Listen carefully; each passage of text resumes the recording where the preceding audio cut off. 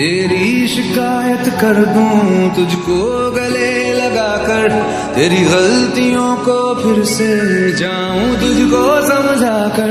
मैं